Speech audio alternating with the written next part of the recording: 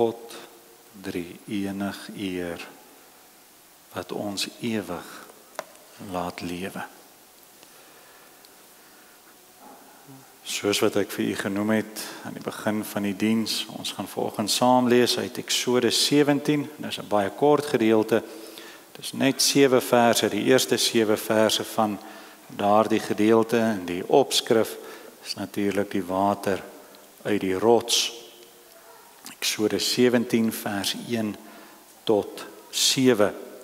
Maar voordat ons saam lees uit die woord van die Here, gaan ek vra dat ons sal stil raak, dat ons sal onthou, dit is uit sy woord wat ons nou saam lees, uit eerbied broers, dat ons staan, en almal van ons buig dan ons hoofde voor ons Here.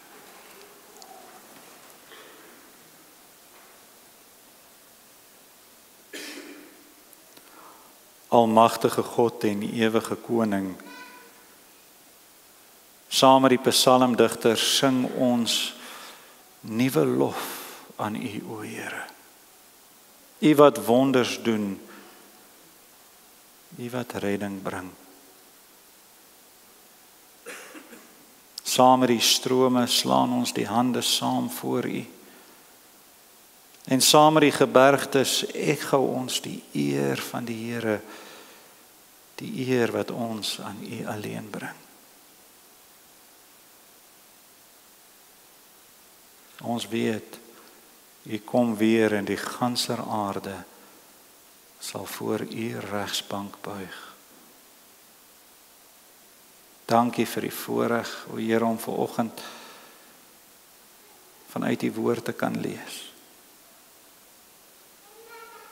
Dankie dat ons hier saam voor die Skepper bymekaar is, om ook vir u dankie te sê vir die sorg, die reën wat ons so ontvang. Dankie dat ons voor ons verlosser kan staan en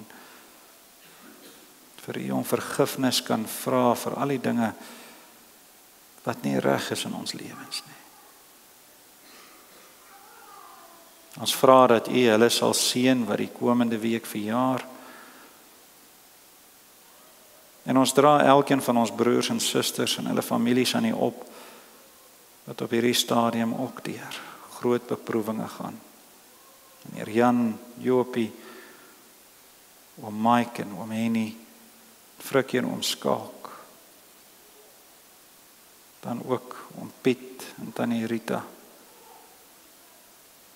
Oom Nico en tannie Alvera se skoonseun Ludwig. Here, ons weet u is met elkeen. En ons vra dat u hulle sal berusting bring, juis in daardie wete. Mag hierdie geleentheid een wees waar u sentraal staan, en waar u waarheid deur ons lewens ekho na buite. Want u kom toe die lof, die heerlikheid, tot in ewigheid. Amen.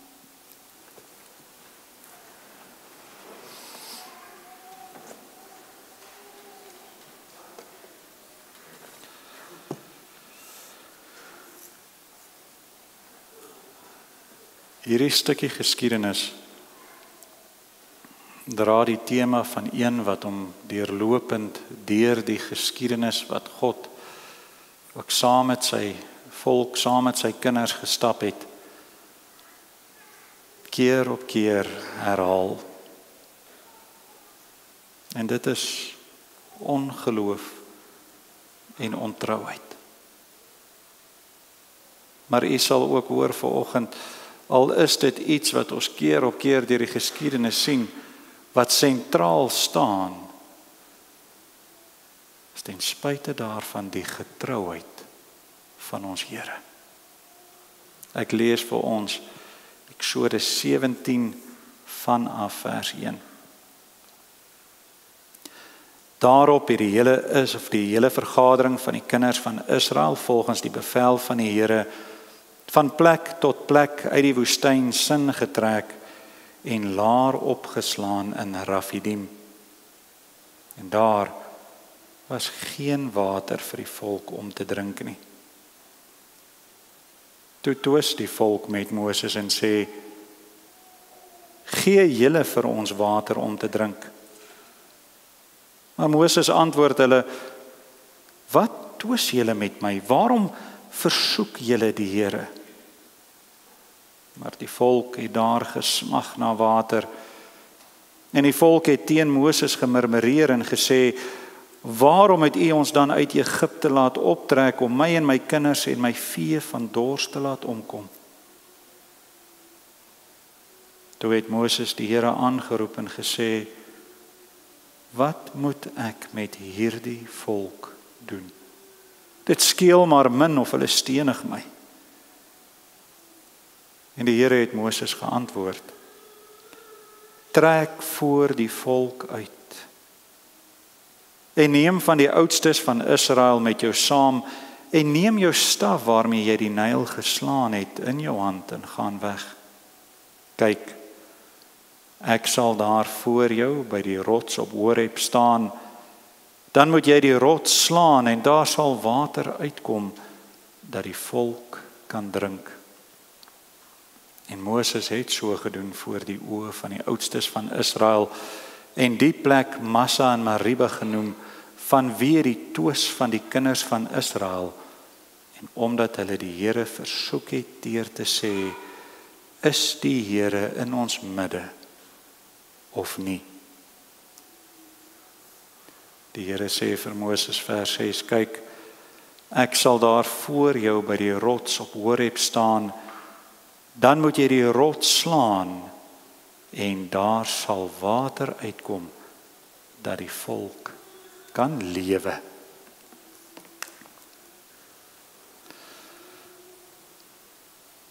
Broers en susters, ek is seker daarvan, elkeen van u sal weet waarvan ek praat as ek verwys na die Tweede Wêreldoorlog.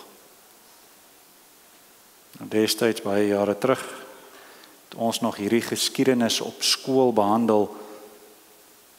En ek dink, ek is reg as ek sê, die kinders doen dit vandag ook nog.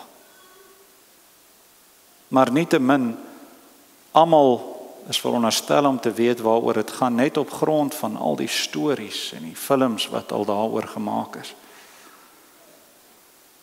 Dit is alom bekend en alhoewel dit 'n laagtepunt was in die geskiedenis van die mensdom, is daar juis hieroor ontelbare hoeveelhede films en reekse en boeke gemaak. Nou, so vinnig hierdie groot oorlog het geduur vanaf 1939 tot en met 1945 en meer as 1 miljoen mense was direk by hierdie oorlog betrokke. 30 lande was daarbey ingesluit, Suid-Afrika ook. Die beraming is dat daar op die ou einde tussen 50 en 85 miljoen mense gesterf het. Tydens die oorlog weet ons dat daar verskriklike dinge gebeur. Verskriklike dinge op die slagvelde, maar ook af van die slagvelde af. Een van die bekende goed wat gebeur het, is natuurlik die Holocaust, soos wat dit bekend staan, of die Jodeslagting. En rondom die statistiek daaroor gaan ek nie uitbrei nie, want daar is soveel teorieë dat ek nie daardie kan wurms vanoggend gaan oopmaak nie. Waaroor ek wel wil praat, is iets wat gebeur het direk na afloop van hierdie groot oorlog, met al die dinge wat daarmee gepaard gegaan het. Want na die oorlog verskyn daar toe 'n film in Duitsland met die titel, verskoon die Engels, The Sign of Jonah, of as ons dit vertaal, die teken van Jona. Dit het begin wys net nadat die konsentrasiekampe of die doodskampe van Belsen, van Dachau en Auschwitz ontdek is. En die film het gehandel oor die vraag, wie is skuldig? Wie is skuldig? Wie se skuld was die oorlog? Wie se skuld was die konsentrasiekampe? Wie se skuld was die massas en massas mense wat hulle lewens verloor het? Wie is skuldig? Die hele land was vasgevang deur hierdie vraag, deur hierdie film. Want Duitsland het natuurlik te midde gestaan van hierdie groot krisis. Maar niemand was bereid om skuld te erken nie. Die huisvrou het geredeneer tydens dit alles, het sy gestoei om kos bymekaar te maak vir haar kinders. Die sakeman het weer gesê, hy was besig om te sorg dat die staalproduksie vir wapentuig aanhou vloei. Selfs die soldate het geredeneer, hulle het maar net bevele uitgevoer. So deur hulle eie onskuld te probeer verdedig, het die aangeklaagdes die aanklaers geword.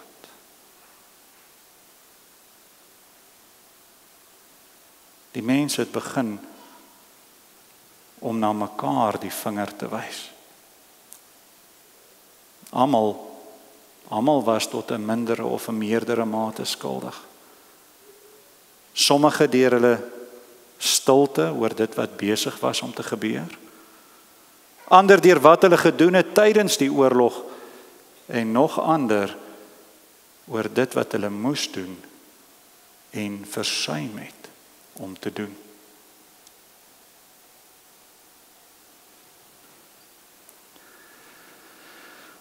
In hulle gesamentlike skuld het hierdie volk, het hulle begin doen wat die mens so lief is om te doen. Blameer die wat hoër op is. Eers die politieke party, was hulle skuld. Toe die staat wat in beheer was, die hoë amptenare wat deur in beheer van die staat gestaan het, en op die ou einde toe almal in die land skuldig staan. Toe besluit die mense, God is skuldig. Hy is verantwoordelik vir die oorlog, vir die gruweldade, vir die massamoorde. God moet voor die regsbank verskyn. Die mens, die sondaar, sal altyd probeer om 'n ander te blameer. Sal nooit skuld aanvaar vir sy aksies nie. Hoekom hierdie inligting vanoggend? Broers en susters, dit is presies wat ons sien afspeel in ons geleesde gedeelte ook. Ons sien by Massa en Mariba hoe dat die volk Israel God blameer, hom beskuldig vir alles wat met hulle verkeerd geloop het. Hulle het God as te ware met 'n regsaak uitgedaag. Ons lees in vers 1, ja, daar was nie water om te drink nie. En nou weet ons, hulle was in die middel van die woestyn. Dit was 'n groot probleem.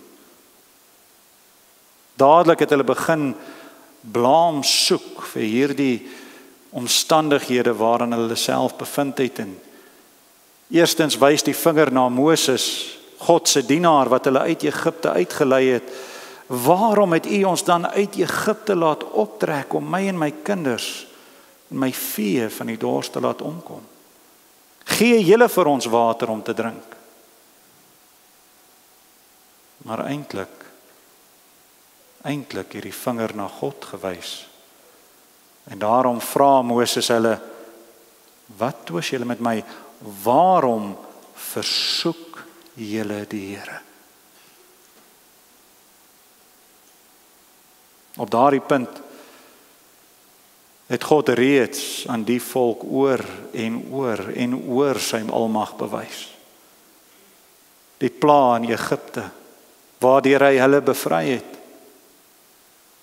Toe daar 'n see in hulle pad gestaan het, het hy die waters vir hulle oopgekloof, sodat hulle op droë grond kon deurloop. Elke dag het hy hulle gelei met 'n wolkkolom vir skaduwee, snags met 'n vuurkolom vir lig, vir hitte. En derentyd ook net voordat hierdie gebeure afspeel, het hy vir hulle gesorg met kwartels, manna vanuit die hemel. Maar die volk was kwaad. Die volk was ongelukkig. Die volk was kleingelowig. Hier sit hulle op die sand, net so diskant Rafidim in die woestyn. Hulle is moeg, hulle is dors. Hulle het nie water nie. Iemand moes die skuld kry vir hierdie tragedie waarin hulle was. Die maklikste, dis God se skuld.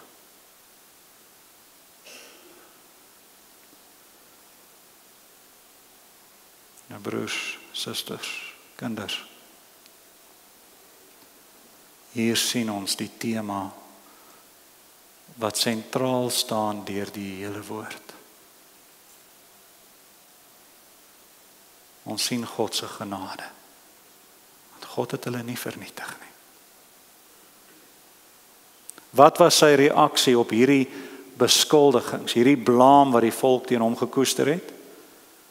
Ons lees hy beveel Moses, trek voor die volk uit en neem die oudstes van Israel met jou saam en neem jou staf waarmee jy die Nyl geslaan het in jou hand en gaan weg. Kyk, ek sal daar voor jou by die rots op Horeb staan, dan moet jy die rots slaan en daar sal water uitkom dat die volk kan drink. Van die begin af het God die volk beloof, hy sal vir hulle sorg. Van die begin af het God aan hierdie volk gewys dat hy vir hulle sorg. Hulle was deel van sy verlossingsplan, instrumente in sy hand gerig met die verlosser in die toekoms. So ons moet besef, die Skepper, die Voorsiener, die Almagtige kan nie deur die mens voor 'n regsbank gedaag word nie. Wie was Israel om God te blameer? Maar hier lê die genade. Hy het nie die volk vernietig nie. Hy het nie sy rug op die volk gedraai en hulle net daar gelos nie. Hy het op die rots gaan staan. Moses beveel om die rots te slaan met sy staf en daardeur het hy water aan sy volk gegee sonder verdienste, sonder hulle arbeid, sonder dat hulle met ander woorde enige iets gedoen het daarvoor. Uit genade alleen het hy aan die volk die water wat lewe was daar in die woestyn gegee. Nou mense, hierdie blaamverskywing wat ons hier in ons geleesde gedeelte sien, is maar nog altyd deel van ons sondige natuur gewees. Van die begin van die geskiedenis af, het die mens nog altyd die blaam geskuif. Na die sondeval, daarom vir Eva blameer. Sy het vir hom die vrug gegee. Eva het die slang blameer, hy het haar verlei om van die vrugte te eet, en so gaan dit dwars deur al die eeue. Deur die volk se geskiedenis in die woestyn, deur die Tweede Wêreldoorlog tot vandag toe nog. Maar wie staan regtig skuldig? Ons lees en ons weet, God het alles in die regte verhouding geskape. Goed en mooi. Daar was oorvloed. Daar was vreugde in die tuin. Die mens het gekies. Die mens het gekies om ongehoorsaam te wees. Die mens het besluit om teen die wil van die Skepper op te tree. Om buite God se grense vir sy werklikheid te beweeg. Dis hoe die sonde die wêreld ingekom, maar dit is hoe die lelik hier by ons is. So op die vraag van die teken van Jona, wie staan skuldig, broers en susters? Ons, die mens kollektief, staan skuldig. Niemand anders nie. Maar ten spyte van ons skuld, ten spyte van ons ongehoorsaamheid, het God vir ons die lewe gegee. Soos wat hy Moses bevel gegee het om die woestyn by Massa en Mariba te slaan vir die water om uit te kom, so het hy gedoen vir al ons kinders, of al sy kinders. Markus 12 vers 10, die steen, die rots, wat die bouers verwerp het, dit het die hoeksteen geword.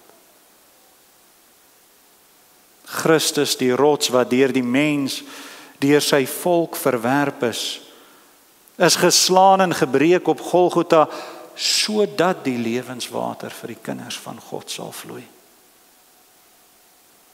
Dit is interessant om te besef dat die opdrag wat God aan Moses gegee het, die opdrag om die rots met sy staf te slaan, dit was 'n juridiese opdrag gewees. 'n Hofuitspraak om dit so te noem. Aan daardie tyd het die staf van 'n leier regspraak verteenwoordig.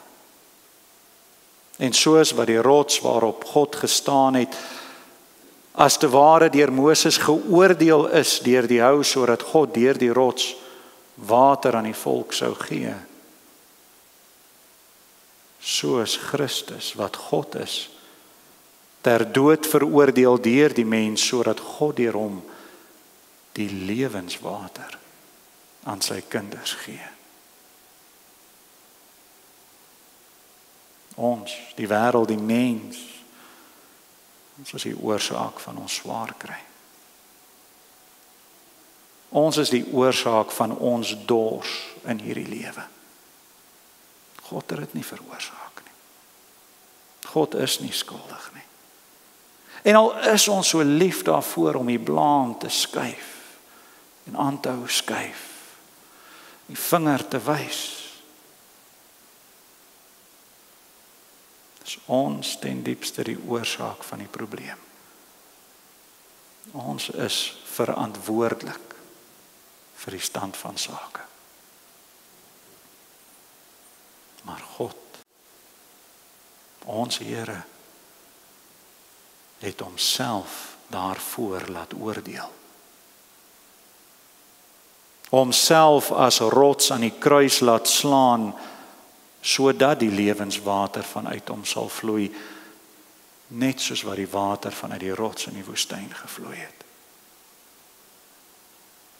En daarom, net soos in die woestyn, is dit genade alleen, is dit nie iets wat ons gedoen het, beslis nie iets wat ons verdien het, om hierdie lewenswater te ontvang nie.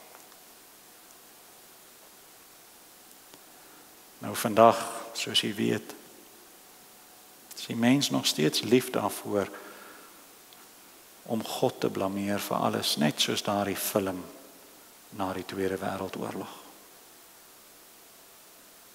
Hoe baie hoor ons nie redenasies, as God dan God is, kom laat hy die lelik toe.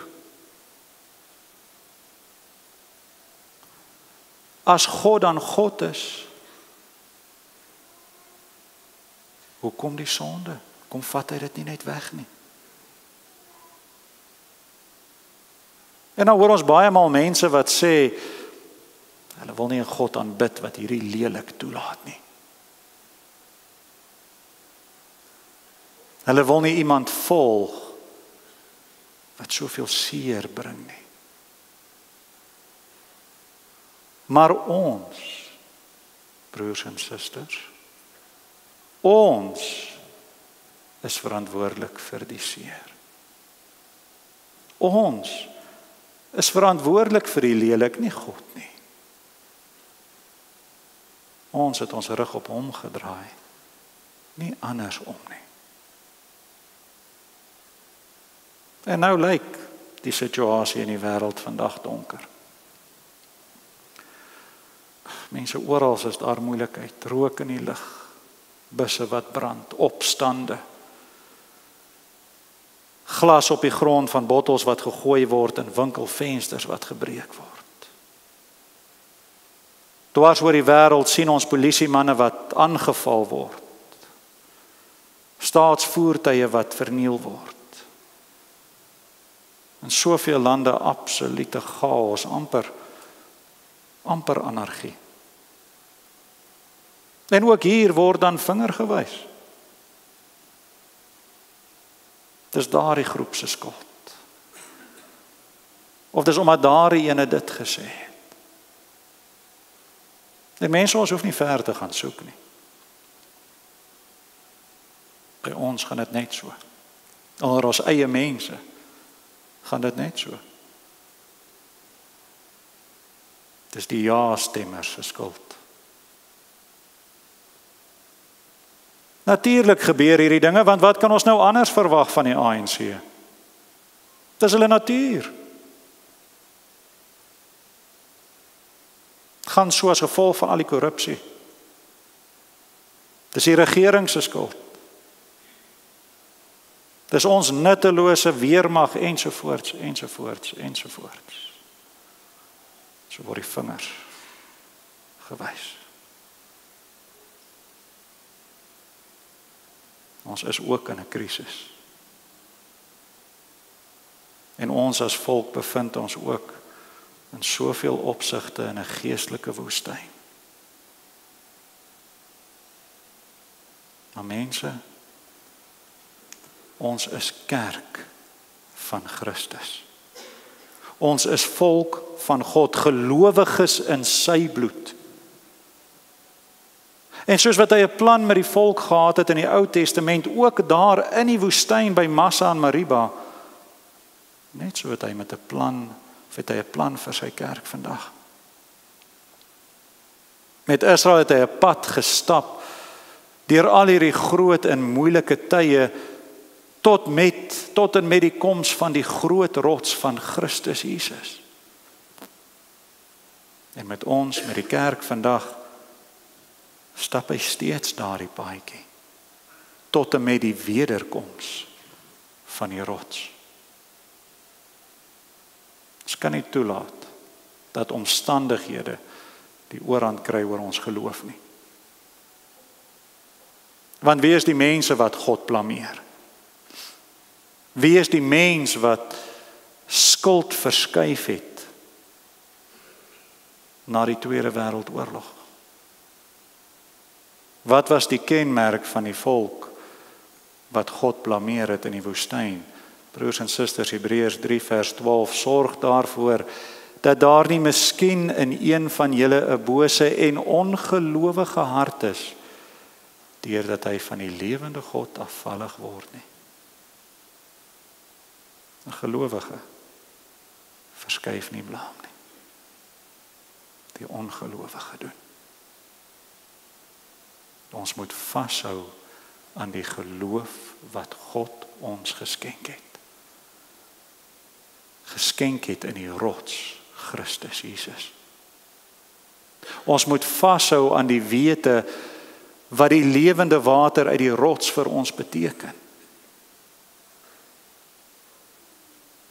Ons moet vashou aan die sekerheid van God se plan met sy kerk, te midde van onrus, te midde van swaar kry en te midde van tragedie. Want die feit bly staan, God het reeds vir ons die rots geslaan op Golgotha. God het reeds vir ons die lewende water laat vloei, en niks wat hierdie wêreld kan bring, kan daardie sekerheid, daardie vreugde by ons steel nie. God is met ons.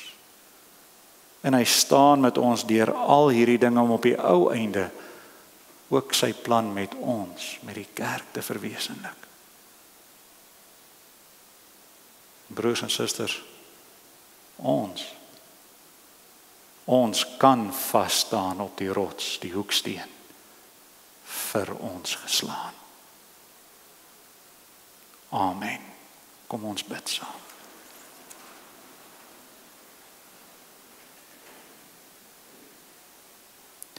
Almagtige God, ons redder en ons verlosser. O Here, aan U bring ons die lof en die eer. Aan U is ons al ons dank verskuldig. U alleen aanbid ons as God, as Here. En ons kan nie anders as om vir U dankie te sê vir alles wat U vir ons gedoen het nie. Dankie dat U die lewenswater vir ons laat vloei. Dankie dat U Uself aan 'n kruis op Golgotha laat slaan het om dit te doen. Dankie dat U as veroordeelde gestaan het, waar ons skuldig is sonder twyfel. Here, ons weet dit is vir ons moeilik om skuld te aanvaar. Dit is so maklik om 'n ander te blameer. En in ons eie hoogmoed gee die mens selfs vir U die skuld vir alles. Vergewe ons dit, o Here. En herinner ons dat U met elkeen van ons 'n plan het, 'n pad stap. Ook in die omstandighede waarin ons is. Help ons om daar soos 'n lig te skyn, 'n lig in hierdie donker wêreld wat getuig van U, van Christus, die bron van die lewenswater, die rots vir ons geslaan. Aan U die lof en die heerlikheid. Amen.